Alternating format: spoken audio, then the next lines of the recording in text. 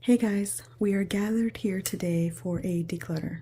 I always say it's going to be a quick video, and it never is, but this time I really think it's going to be a quick little declutter. Quick disclaimer, I just want you to know that it's my life and I can do what I want. Okay, bye. First one I am letting go of is Gemma de Paradiso by Roberto Cavalli. I lusted after this fragrance for months, almost a year, until I found a good deal here in the US. I was already looking into buying it from another country or something like that. That's how obsessive I can get. I just heard so many good things, and I heard that it was a better version of Good Girl.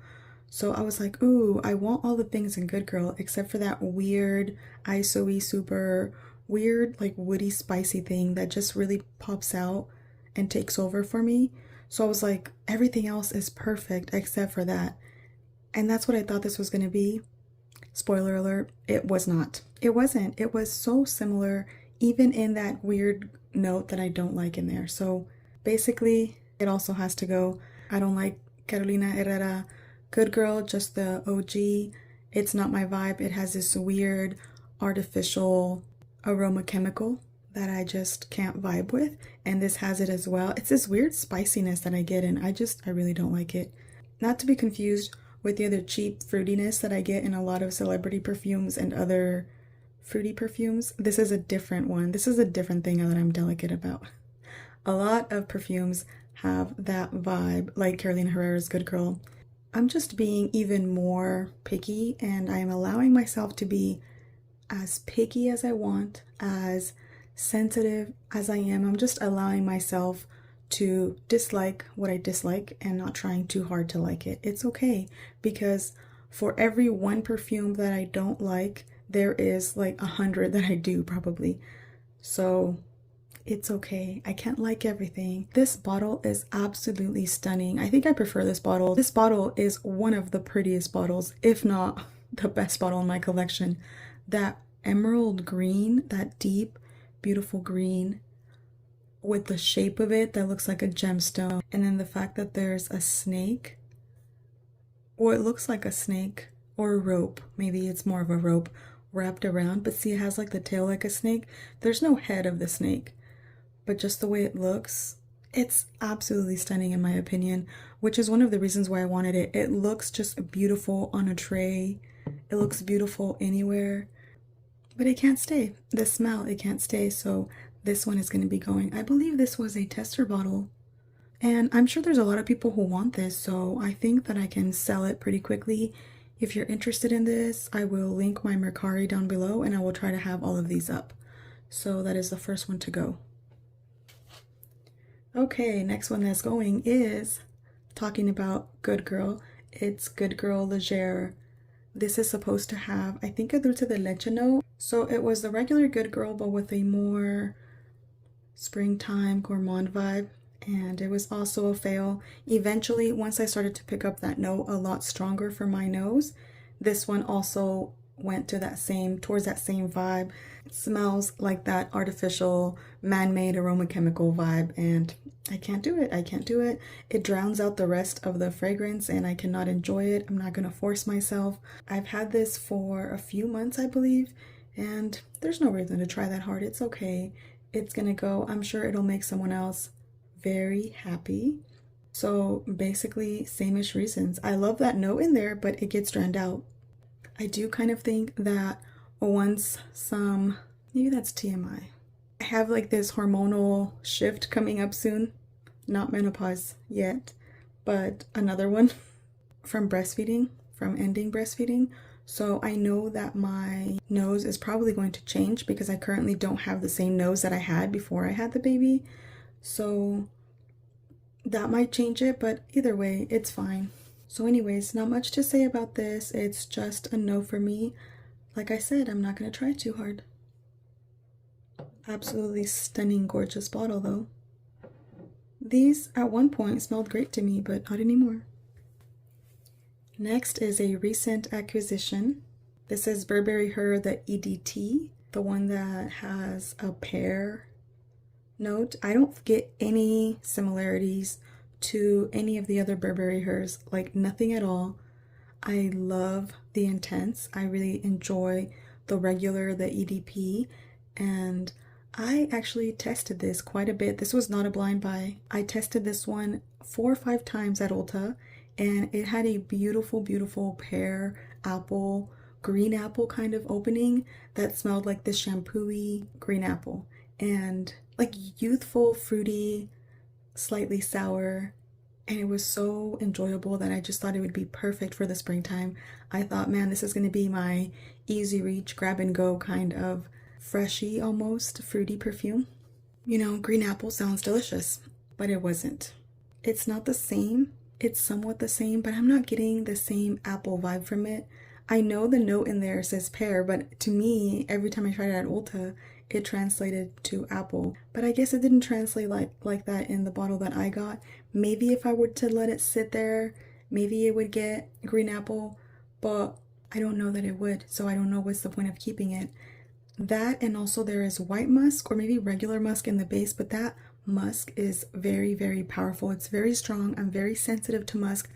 So something about that musk and the pear, it gives it this really sour, or maybe it's the pear and a citrusy note, but I get a very sour, almost lychee kind of fragrance. Is it lychee or is it rhubarb? I just get this like sourness to it. This also has a lot of rose, which I love the rose. I love the fruity opening, but that weird musky sourness, I can't do it. I don't want to try too hard. I don't want to smell like a musky sourness. I did see a lot of Fragrantica reviews complaining about similar issues, so it makes me feel like validated, like it's not just me. There's a few other people that smell that there's something off about this one to them, and I guess I have a similar nose. So I just think this is just a no for me, and it's okay. I think somebody else will enjoy it. I will be selling this on my Mercari. I tried wearing this 2 or 3 times. I don't know why it has such a big dent. That's just the way it came. But this one's going. Okay, next is Escada Celebrate Now. And when I first hauled this, which was very recently, I said that it had a bug spray opening, but the dry down was very nice, and I still stand by that. The dry down is actually very, very nice, but once I tried wearing this once, I detected that cheap fruitiness that I get in a lot of celebrity perfumes and a lot of Victoria's Secret perfumes. And once I detect that vibe, I just can no longer vibe with the perfume. I can't get along with it. It's always there. My nose is picking it up constantly. It just makes the perfume slightly unpleasant for me. It drowns out the other notes. So this one is a no for me. But I can really smell a really, really nice shampoo-y, slightly nostalgic kind of shampoo vibe, and I enjoy that. If I didn't pick up that plasticky note, I would truly enjoy this perfume, and I would actually wear this quite a bit. This is probably, this is the one that had the best chance of staying out of those. If I didn't pick up that plastic, I love the smell of this perfume. It's very lovely, that's all I can say. It's like a 90s shampoo-y, freshy kind of vibe, and I like it. I really would enjoy it if it wasn't for that synthetic plasticky vibe that takes over. So this one also has to go. I don't think this one's going to be on my Mercari because I'm sending this out to my niece. So those are the 4 that are going, but I'm going to tell you guys the other ones that were almost going, but they didn't. So Crystal Love was on the chopping block because there's white musk in it, and although 90% of the perfume is absolutely gorgeous, it's almost like a chocolatey type, creamier type of Casablanca. It's such a beautiful perfume, but that white musk is in there, and it's just this little thing that bothers me in it. However, I don't want to get rid of a fall perfume in the springtime. I want to wait and try it out in the appropriate time of the year for it, and then I will make up my mind. I'm hoping that maybe all the other notes will drown out that white musk. I don't know that it will, but I think it's the wrong time to let go of this one. So for that reason, this one's still gonna stay. Another one that was on the chopping block was Oscar de la Renta, Bella Rosa.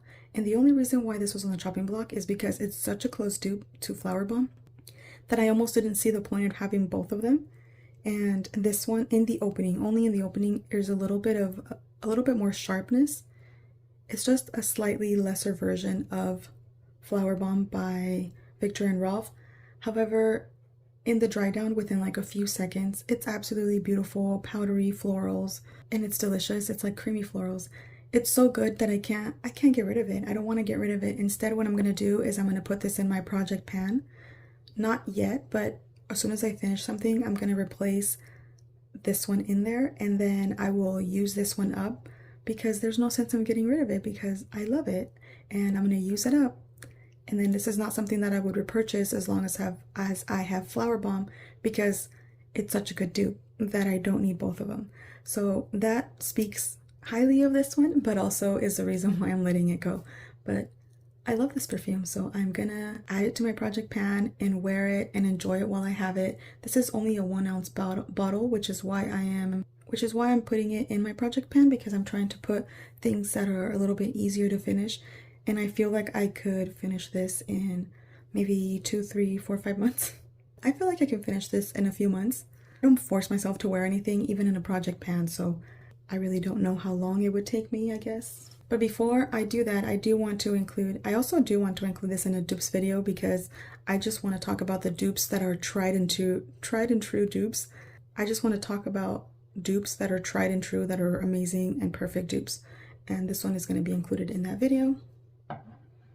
So those are ones that were on the chopping block but stayed.